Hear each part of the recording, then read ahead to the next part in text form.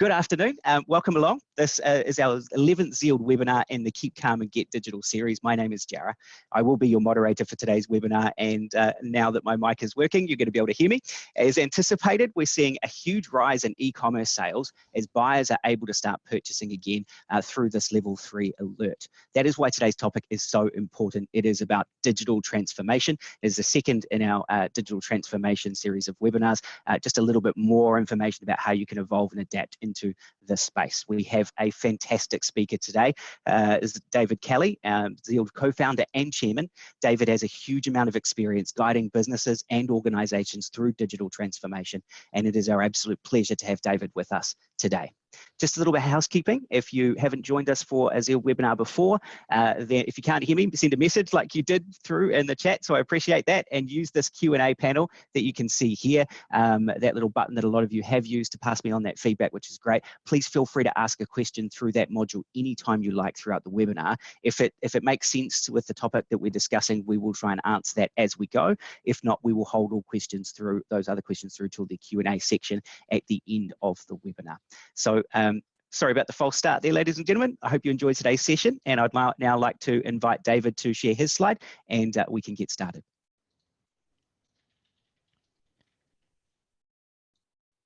Great. Okay, Jara, thank you for that. I was in a mad panic thinking that my headset wasn't working, and so I was frantically trying to change everything over, and then I actually realized that was at your end, so that made me feel a lot better about things. Cool. Okay. So, my fault. Sorry about that. We're underway. So digital transformation 2.0, and this is a great topic. So here's what I'm hoping to cover today. I'm wanting to talk a bit about digital revolution in New Zealand. New Zealand needs a digital revolution to cope with COVID-19. And it's really important that you have a plan for all the alert levels as we go down and up through these alert levels, hopefully not back up, but we may sort of go down and back up as different things change, and we need to be prepared for that. We also, I want to talk today about keeping your customers up to date with digital marketing in regards to how your business is changing. So this is something that's very easy to overlook, and so we're going to talk about what's the best method to do that. And we're also going to talk about Zeald's Get E-commerce movement and how that's tracking. So the first thing is we need a digital revolution in New Zealand. While we appear to have COVID under control, things could change in a heartbeat. There could be a bit more of an outbreak again. There's a lot of research that talks about with pandemics, often there's an initial wave and then there's a second wave that comes later, and things like that. So we need to be prepared for alert levels to go down and up. So only those businesses that radically transform themselves digitally are going to survive. And the digital tools we need already exist. So for a lot of people, they feel that to transform themselves digitally and to get online, that it requires some crazy combination of technology. But the tools that you need already exist, and they're not anything radical. The future going forward is contactless commerce and digital resilience within your business. And so the key thing to understand is digital transformation. It's not that hard once you know how. The technology exists, the tools exist, the processes exist. There's a lot that's been said about the, I guess, the negative aspects of what we're facing, but there's also a huge positive as well. It's actually one of the greatest opportunities we've ever seen. That's what I believe. Because as of right now, buyers are re-evaluating who they buy from in greater numbers than ever before. If you think about it, prior to COVID, everyone was pretty set. You know, they worked with that supplier, they shopped with that, you know, company there and so on. But at the moment, right across the board, buyers are re-evaluating who they're buying from. And so that represents a huge opportunity because customers' buying criteria has now changed almost overnight. And those businesses that adapt to selling both locally and digital are going to be able to grow their market share. I think, if you don't mind me jumping in, David, there's one thing that's really critical to this is we've actually seen this before, right? And so I think it was the 1987 stock market crash, right? what happened out as a result of that, as the country rebuilt, was the birth of the Buy New Zealand Made initiative. Right. And so out of that crisis does come this sense of cohesion and togetherness. And so that local and digital piece is just critical, right? People are going to look to support local businesses. They're going to look to support the person down the road from them. They're going to want to buy New Zealand products to keep us in work. And that's the crux of it. That's what the opportunity is there, is there's this desire to help from so many aspects of our society. Oh, there is. You're just seeing this huge groundswell already of people where they're saying, we need to buy local. I need to support my local businesses because they're servicing, our community and stuff like that. And so, like never before, anyway, that I've seen anyway. There's just this huge groundswell and this desire to support, businesses that are local. So it's going to change society in many, many different ways. And I think I got told off by my wife the other day from trying to buy something from overseas. Well, there we go. That's right. You don't want to argue with that. No. So yeah, New Zealand, and one of the things we've got right now, right, is NZ is on the cusp of being one of the first countries in the world to get COVID under control, and that represents a huge opportunity as well. So we believe that this crisis represents the single greatest economic opportunity that New Zealand has probably ever seen.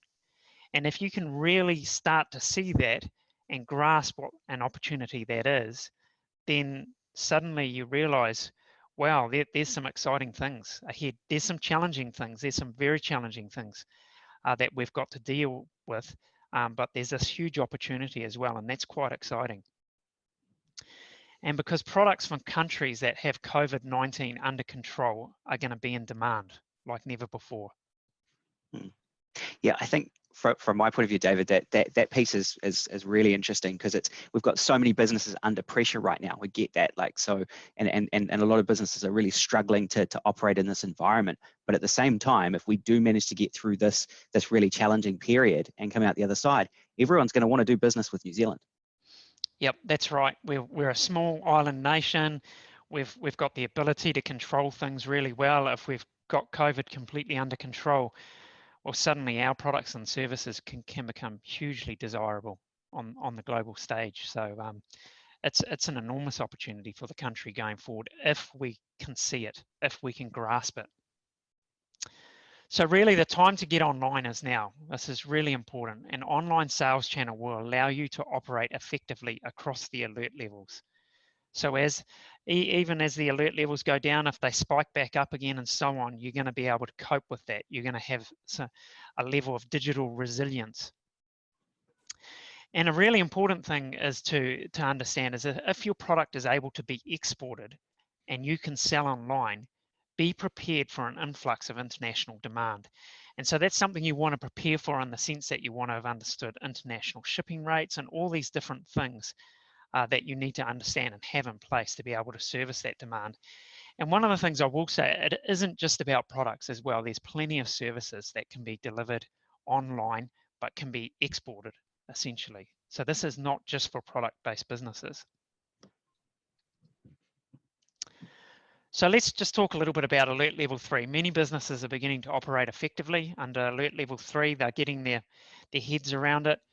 E-commerce sites are very effective with local delivery, click and collect. And so you're already seeing that. You're seeing a lot of businesses that are going online. They're offering local delivery. They're offering click and collect. Service businesses, it's really important that they look to productize their service. So they look to package it up so that it can be productized, and then look to deploy things like vouchers, where they're pre-selling bookings, waiting lists, online bookings, and social distancing deployment of service. I think it's very easy for businesses, whether a product-based business, to see how they can get online and they can do contactless commerce. However, there's nothing stopping a service business in many situations. It's just a matter of really wrapping your mind around it. So the expert tip here is, if an e-commerce store is not right for you, then there are still many ways to get online. And if you want to know about how to do this, then go to our YouTube channel. And we had a webinar last week on how to get a service business online through productization. And so that's a really important webinar for businesses, for service-based businesses. There is a way that you can reimagine your business, productize up your services, and then suddenly you can be online, either offering those services through contactless commerce or at the very least through reduced contact commerce. Mm-hmm. Yeah, so that webinar that we ran last week just covers a lot of the different tactics that you can use to deploy either individually or together as groups of different functions, and to help you operate as a service business in the online space. And so there's a lot there that you can get out of it. So if you're wanting to know how to get online for a service business, go and check that one out. We did last week. I think you'll find it quite helpful. Yeah, it's a great webinar. A great webinar. So let's talk a little bit about alert level 2, 3, 2. So alert level 2, while we don't know the exact details of level 2, however, in this stage, more services and offices will be able to open. I think, that's pretty obvious. And so our prediction is that the following principles will need to be followed. Online transactions wherever possible, remote working preferred, small teams, reduced or contactless commerce, detailed record keeping for contact tracing, and social distancing. So these are the things that you really want to have your head around. Yeah, so it'll be alert level 3, but a lighter version of it. Yeah, it'd be interesting to see what they come out with tomorrow. Yeah, it will be. So expert tip, customers will demand contactless commerce above and beyond what the alert level dictates to minimize risk. So many people are talking about, okay, you'll get to alert level 2 and we'll be able to do all this stuff. But you got to realize that just because you can do something doesn't mean that customers will want to, go with what you're doing. So there's going to be a whole heap of customers who still don't want to expose themselves to unnecessary risk.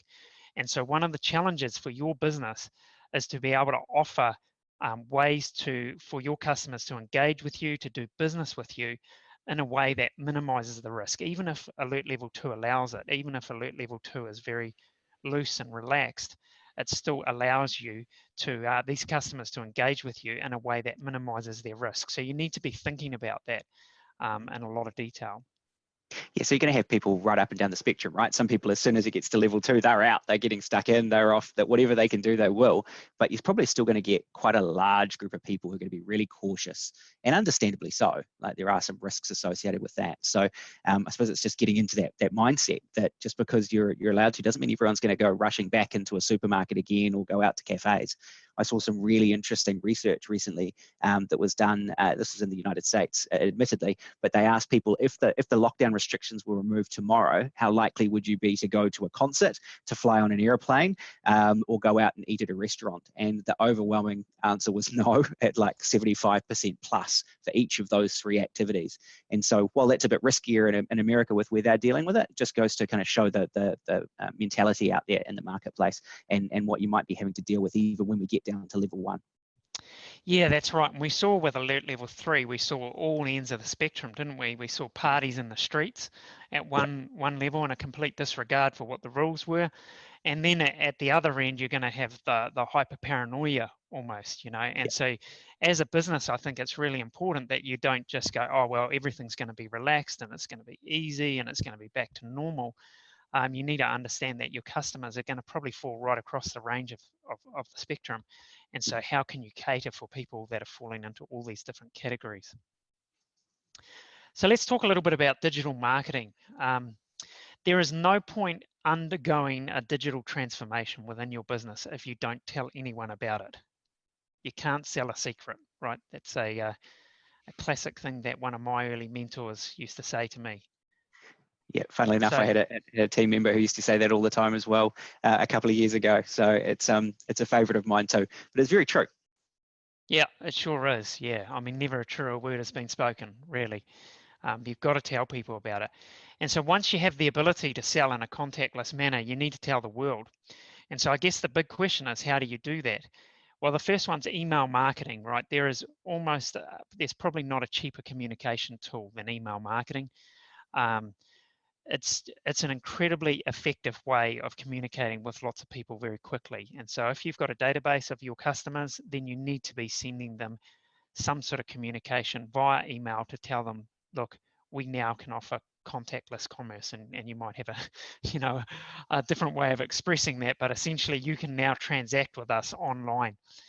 So that's email marketing, Google My Business is incredibly important. You're able to, by having a Google My Business listing, you can talk about your opening hours. Are you open? Are you not? Are you open for trading? You can obviously got your website there. By being on Google My Business, you're able to indicate to people that you're local. And so as people are starting to focus more and more on dealing local, they're now able to go on Google and say, do a search in their local area and locate your business. So this is really important. I know this is something you're extremely passionate about, aren't you, Jared? That's right. Even before this crisis, I felt like this was probably the most underutilized digital tool available for business. I think the adoption rate's only about 40% at the moment of people that have actually claimed and are using their Google My Business listing properly. And you'll see this all the time. When you do a search for a service and a location, you'll see that the map listings that pop up, that's the Google My Business listings. And you'll also see right now, almost all of them are saying they're closed, even though some of those businesses might be operating, and they're just not letting people know through that channel. And so as people move towards this kind of buying local trend, this is going to be even more important than it ever was, and it's free. So I don't understand. To be honest, I'm not sure I understand why people haven't done more of it. Maybe it is a bit tricky to get claimed and loaded, and I suppose that's part of the challenge, but it's worth the effort. Yeah, I mean, it's such a powerful communication tool once you've actually got it up and running, and it just communicates to a very wide range of people very quickly. So the other one is social media. I mean, this is one that people naturally think about, but a very effective method of communicating with your customers, especially if you've got a Facebook page or something like that for your business, and you've got people who are following your business and things like that. So that's another really effective way. Sorry, just one thing on that. The key there is that if you just do an organic post in social media, you're not going to reach all of your fans. You're going to need to boost. You're going to need to maybe spend a little bit of money on that. And if you want to know more about social media, we have got a webinar about the basics of getting started on social media on Friday. Yes, awesome. And then you've also got Google Shopping as well. And so Google Shopping is a whole nother tool where you can actually have your products displaying themselves in the search engine and really featuring you on a far greater level. So that's another way of just making people aware that you're open, you're able to transact, they're able to engage with your business and purchase from you. And Google Ads, so doing ads on search and display and things like that. So it's really important to leverage the flexibility of digital marketing. There are many promotional techniques you can use to get in touch with your customers. Digital marketing is unique as it can be turned on and off as required. So one of the key things to understand with digital marketing, it's got so many advantages over traditional. If you're looking to do something in the radio or in print, there's all this, there's a whole lead time that's associated with it, with producing, the piece of media or the piece of communication that you're going out with. Whereas digital, it can be produced usually far more rapidly, and then it can be turned on and off as required. So it has this enormous flexibility to it. It can provide immediate. With Google My Business, for example, you can actually decide you're going to be open that day and let people know straight away. It has that real immediate effect, and you can immediately generate traffic to your website as well through pay-per-click ads and search ads, display, social ads. These different kind of channels that you have, they just have this real immediacy about it, and so that's very good for getting quick results, but it's also very good for managing costs because you can scale it up and down very rapidly. You're able to send customers directly to your site to buy, so you can feed them straight into your e-commerce website. And they provide a depth of information, so emails, content pages, or videos. You can provide a very extensive amount of information, and often people fall into the trap of just putting, a sentence or two. But with these things, there's no harm in putting quite a lot of information. You want to try to cater for the people that just want the basic information, but also other people who want to do a deeper dive. And so there's often not really a cost to having more information within some of these mediums here. I actually have had a question asked quite often, like, is there a rule about how much content you should have on a page? And the answer is that it's enough to sell the product. Like, it can be as long as you like, so long as it's engaging and it is actually creating some positive education with the person that's looking to buy. So long as that information is what they want to see, there can be plenty of it. There can be lots of videos. There can be all sorts of things on there. There's no practical limit to that, so long as it's educating that person about the product. And people want information before they buy, especially if the price is higher. There's that real desire to understand before they buy. Yeah, and I think it comes down to catering for different personality types. You know, you have those people who like, look, I don't want the detail, just give me, you know, the key kind of things really rapidly so that I can make a decision and move on. And then you've got other people who are far more detail oriented, you know, and they want every last little bit of detail. And so it's what a lot of people, I find, they make the mistake of writing or providing content that's suited for them. So if they're not very detailed, they'll make it, you know, very little detail. If they're very detailed, they'll make it a lot of detail. The key to try and find a balance where you can cater for all types, so that the person who just wants, you know, the key points, they're able to scan it and get that information very quickly. But then other people who want a greater depth of detail, then they can get that, and you get right into the things of some people who are far more visual, etc., etc. So that's one of the you know, the great things again of what you can do with these sort of online mediums and stuff is, if you do it well, you can actually cater for all those different kind of types of personalities and types of requirements. So the other great thing you've got with digital marketing is it has incredible reach these days as well. So 92% of New Zealand is online, and so you can reach a lot of people, a lot of the market through this medium. It's considered to be fully saturated, I think, is the term. Like, it means everyone that can be online pretty much is. And those that other 8% are either too young or maybe too old or something like that aren't able to get connected. It's generally the way that it's viewed. It's one of the highest in the OECD as well.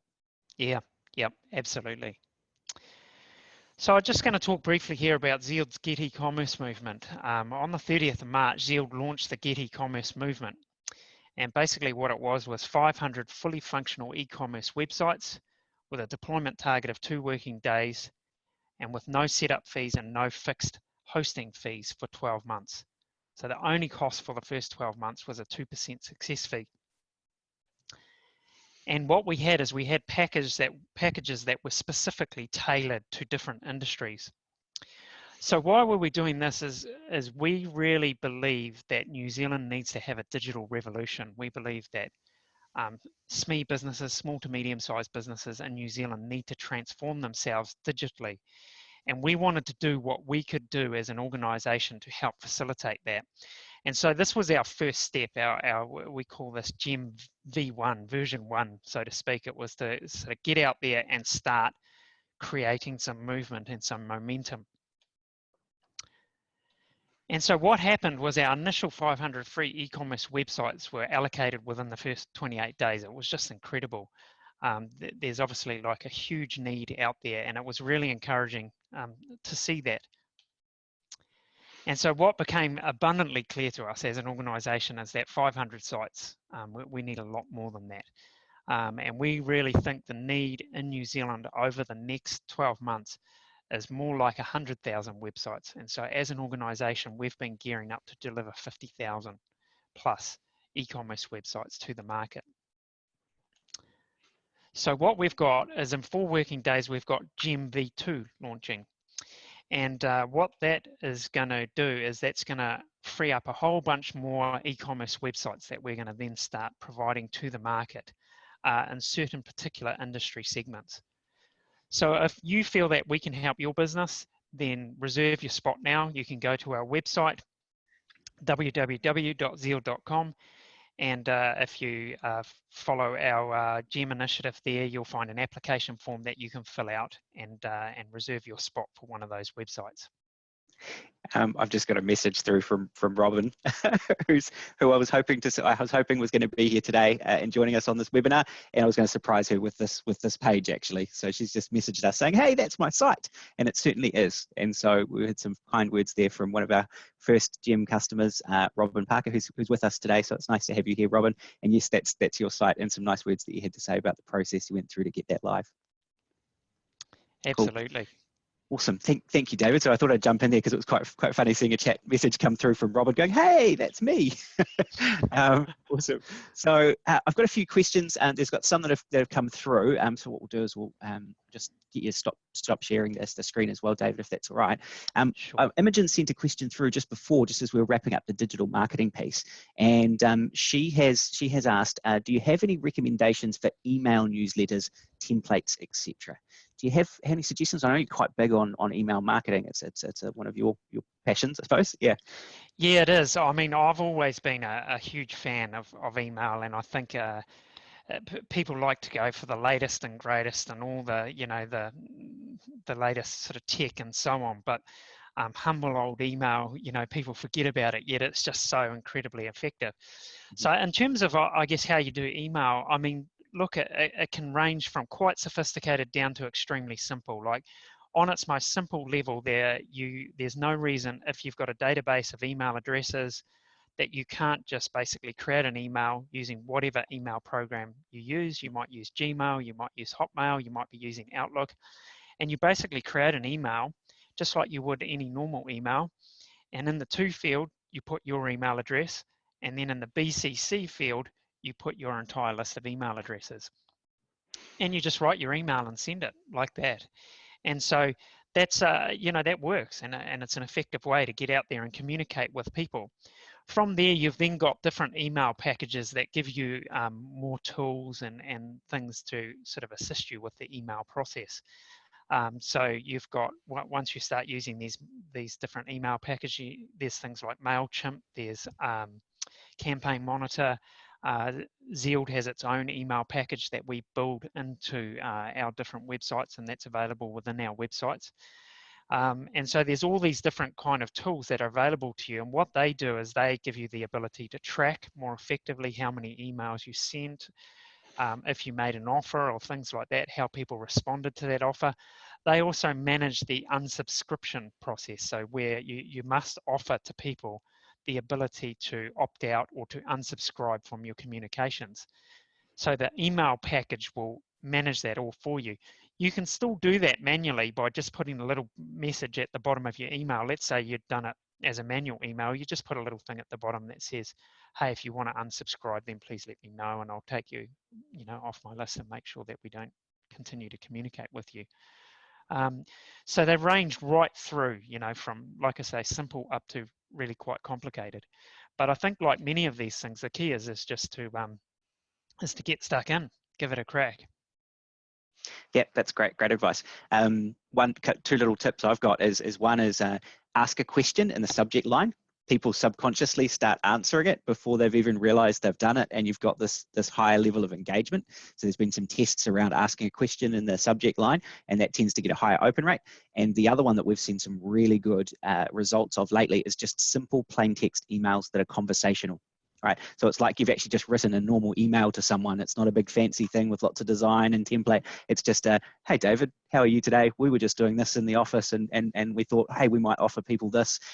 If you're interested, just let us know. So something really simple like that. It makes it easier to see and read quickly. Like you might just get the whole content in the summary, and we're seeing some really good results from that sort of tactic, as opposed to something that's a bit more structured and formal even. So yeah, people get so caught up in making things fancy and perfect and amazing, don't they? Mm-hmm. And I think, using all this different graphical, this and that design and so on, sometimes it doesn't help at all. In fact, it really detracts, and it causes people to go, oh, well, I can't really send this email because I don't have this beautiful template and so on. No, simple's good. Simple's good, and things don't have to be perfect. It's far more important that you just get the message out there and you communicate. Yep, couldn't agree more. Also, got a question through from Leon. Would you recommend enabling reviews on Google My Business, and what impact would it have? That is a great question. Yeah. And in fact, I think I might defer to your expertise Okay. here, Jarrah, because I know That's you're This Yeah. is your domain, that's for sure. So yeah, I'd say absolutely, right? So the thing about Google My Business is there's a whole, think about it like it's its own whole search engine, right? It's quite different to even just your normal results or your Google ads. And there's a whole bunch of criteria around how you get ranking when it comes to Google My Business. And one of those key ranking factors is how engaged are people with your listing. So good or bad reviews show that you're a real business, that you're operating, that you're interacting with the public, and so you're therefore more likely to get more traffic from Google as a result. So there's an immediate positive, regardless of whether or not you get positive or negative reviews, there's an immediate benefit for that. Second point is, don't be afraid of negative reviews. Every business in the world has customers that aren't happy, right? You can have 100 customers that love your service, and you'll get one person who's not happy, and they'll be the one to write a review, right? And so most people are aware of this. They know that this is a fact. They've experienced it themselves. And so if you get a negative review, just answer it professionally and courteously, and then just move on.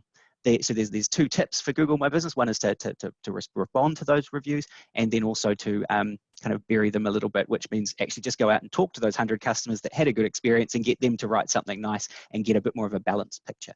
So ultimately, reviews on Google My Business are incredibly powerful, and you should be collecting them. There's a whole bunch of benefits you can get down the track, like actually pulling those reviews through into your ads. Right, if you get over a certain amount, you can actually get your star rating come up in your Google ads, and you can also get it to come up in your organic results as well. So, but you need to have, I think, about 100 reviews before that starts to happen. So you should be collecting them. They're worth their weight in gold down the track. So, yeah, absolutely. Cool. And we've got an anonymous attendee sending through, which is fine. People don't have to give us their name. What is the average cost of a 4-page website? Oh, that's a very good question. I mean, it just varies wildly. Like you've got from free, and there's a number of free tools that are on there that are very DIY. You do it yourself and so on, right through to a completely custom built thing that might have animation and all sorts of different things, and that you might invest $10,000 plus in. So it really depends on what you're wanting to achieve, and and how sophisticated you want to be with your communications, how much outside help you want. If you've got quite simple requirements in the sense that you're able to provide your messaging and so on in a Word document or in some form of document, then to create a website around that is really quite low cost. Yep. But it really does vary greatly depending on what your requirements are. Yeah, and function of those 4 pages probably plays a really big part in it as well.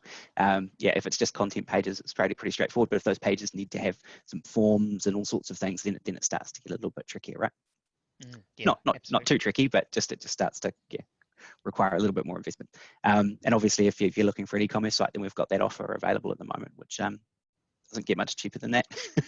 Anyway, got another question here for you, David. What would you see as the biggest challenge that businesses face trying to transform digitally? I think by far the biggest thing is mindset shift. So what I mean by that is if as a business owner you just struggle to imagine your business being online, transacting online, engaging in contactless commerce, that's quite difficult. It might be extremely daunting, or you just can't picture it. And so shifting your mindset so that you are able to see that, and so that you're not so daunted by it. You're like, actually, no, I think I can do this. I'm willing to just get stuck in and give it a go. That's the most important thing. And once you can get past that, then you're away, and it's nowhere near as hard as what it initially seemed. Yeah, it can appear pretty daunting if it's not something you're familiar with, right? And so, but there's so many available tools out there to help that it's I suppose the piece of advice there is it's not as hard as it may appear. With that, yeah. Yeah, absolutely.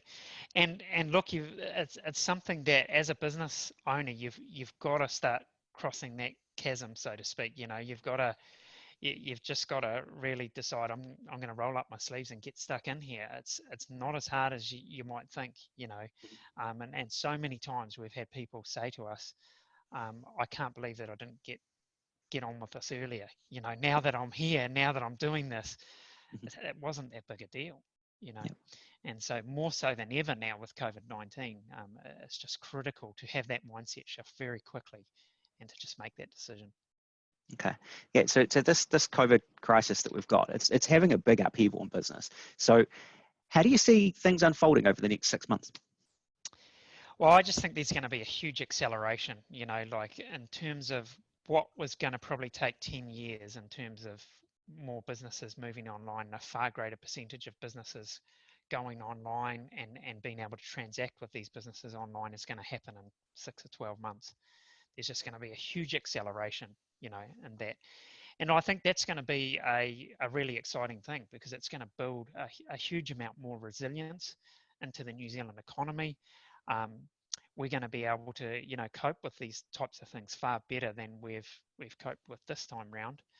And so it means that, because, it might not be just COVID, we might come through COVID quite well and so on. But I mean, we dodged a bullet when it came to SARS and MERS and these other sort of things. And so I think one thing's for sure is that these type of pandemics, they're not going to go away.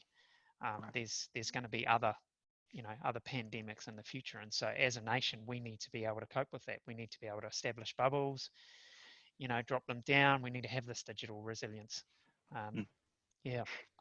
I thought, speaking of bubbles, like we've got a generation of kids now who know what this means. My 4-year-old this afternoon was trying to stop his mum from going across the road to drop off a package that got delivered to the wrong place, and he was calling out across the street, "Don't pop your bubble, mum! Don't pop your bubble!"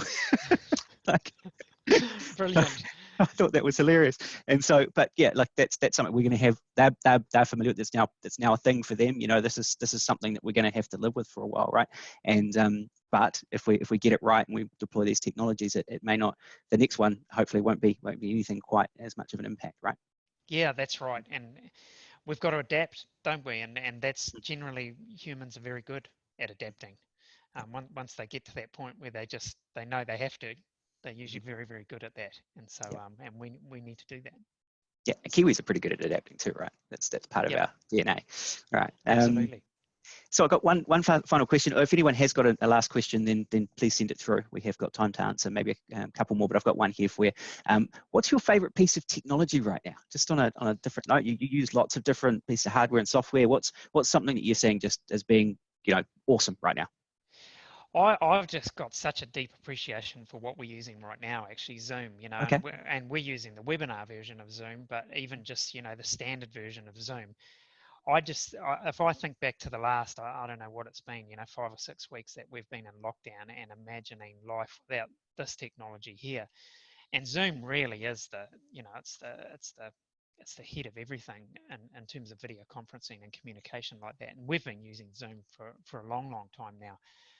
But it's really coming to its own, during this period of time. So, yeah, that's probably my biggest thing that I've got a big amount of appreciation for. I love my headset as well, my Bluetooth headset and things like that. There's other bits of tech that have just become really critical. But yeah, I do think there's a lot of kudos that has to be given to Zoom and that whole crew and the technology that they've produced there.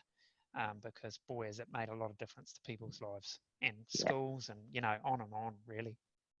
Yeah, it's a pretty special piece of technology. It really has come into its own in the last few weeks, isn't it? It sure has. Yeah, that's awesome. Well, thank you, David. And I don't think we've got any more questions that have come through. So what I might do is I might just kind of wrap up and work through things, but appreciate your thoughts very much. So here's just a bit of an overview. What we know, the entire economy really is in a state of flux, right? We know this, that there's things changing all the time. The key here is that customers' buying criteria is radically different to what it was before this crisis. And we need to understand that. So that really is the opportunity, right? This presents a significant opportunity for you to gain market share if you're able to meet that new buying criteria and let people know about it. So our prediction really is we're seeing this trend already, and I think it is only going to increase, and that is consumers will be wanting to buy local and buy New Zealand made products and services and they're going to want to do that online, obviously. So our recommendation is that the tools that you need for online contactless commerce, they exist right now. right? You don't need to invent something new. You just need to adapt maybe a little bit and adopt these things. It can be a bit scary. It can be a bit daunting, but once you get started, it becomes easier and easier as you become more familiar with the technology involved. So we just recommend that you get started. And if you do need help, please feel free to reach out to us. We do offer some support services around that, which I'll tell you a little bit more about now. So Zeald have actually helped about 15,000 businesses transform digitally over the last 20 years. We've been doing this for a while. So if you would like some support with that digital transformation, we do provide a free strategy session or a website audit session that you might like with one of our experienced digital business strategists. All right, so please just let us know if you'd like this in the feedback form that we will be sending out later today. And I do encourage you to fill out that form when it comes through. It's our way of just understanding whether or not the content and topics that we're providing are kind of meeting the mark. And it's also your opportunity to kind of inform what you'd like to see from the next in our series. And we do take that into account when we define what topics we'll be doing over the weeks. Our next webinar is on Friday, the 8th of May, covering the basics of social media. It really is a starter's course at Social Media 101, different platforms and different techniques that you can employ. Right. If you do need an e-commerce store urgently, we understand and we're here to help. The Get E-commerce Movement version 2 is being launched next week, and all you need to do is go to the Zeald website. You can register to get into the waiting list for that next allocation of sites. We've already given away 500, which are in production, and we know that the need for that is much, much greater. So if you would like to apply and register for the next round or allocation of gem sites, then please feel free to go to our website, zeald.com. And special thanks to our guest speaker, David Kelly, today. Absolute pleasure to have you and get your thoughts on this topic. That is all we have time for, folks. If you missed part of this webinar or would like to see it again, we will be posting a video of this on YouTube. And if you know anyone that might benefit from attending these in the future, please feel free to share the registration link and page on our website. I wish you a good day and good luck.